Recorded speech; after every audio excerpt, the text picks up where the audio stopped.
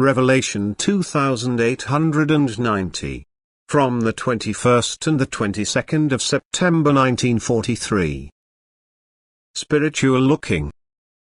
The life-giving flow of strength, which has its origin in God, is continuously supplied to all creatures and works of creation in order to ensure their existence.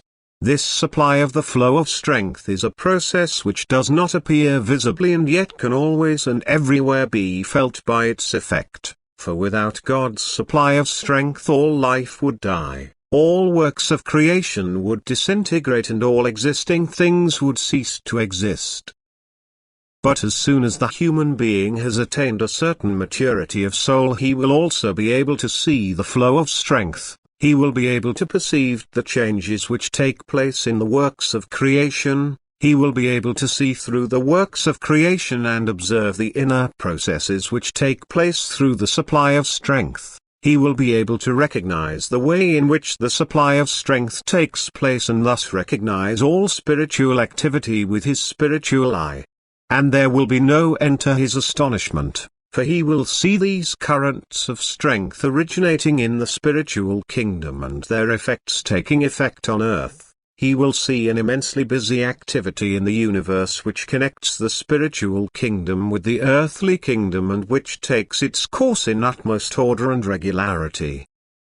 This spiritual vision through matter can extend to all creations which are accessible to the human eye, but it can also encompass spiritual creations beyond the earthly as soon as the degree of maturity of the visionary is very high. Then every connection will be clear to him, for nothing is veiled to him anymore, even though the soul still dwells in the earthly shell. But its earthly life will not last long once it has reached this spiritual degree. And a person who has this spiritual vision is also able to convey his impressions clearly and understandably to his fellow human beings, for his degree of maturity makes him capable of doing so, but only a few are receptive to it.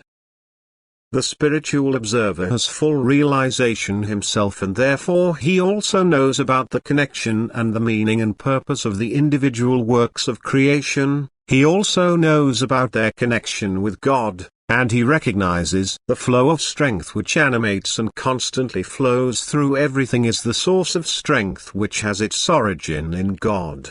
This spiritual vision is no longer an earthly state and is therefore only achieved by a few, because it would not be beneficial for a not yet mature person, and fully mature people rarely exist on earth. But in individual cases God already allows this state on earth in order to reveal himself and his greatness to those who love him and strive for perfection on earth. Thus spiritual vision is a glimpse into the spiritual kingdom, into God's rule and activity, which, however, is difficult to make comprehensible to fellow human beings. For only in a completely detached state can the beholder absorb it. But as soon as he wants to render it earthly, words fail him, for they are supernatural processes for which man has no capacity of imagination.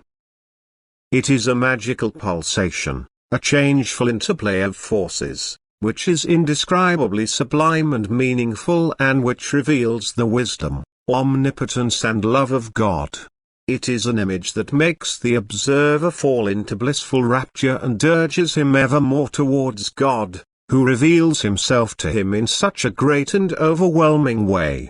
And his longing will soon be fulfilled, for the spiritual observer will not stay on earth much longer once he has reached this degree of maturity.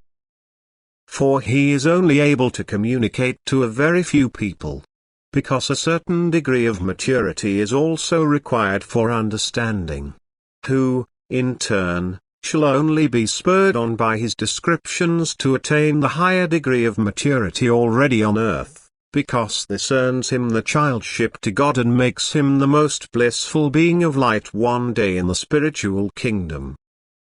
Amen.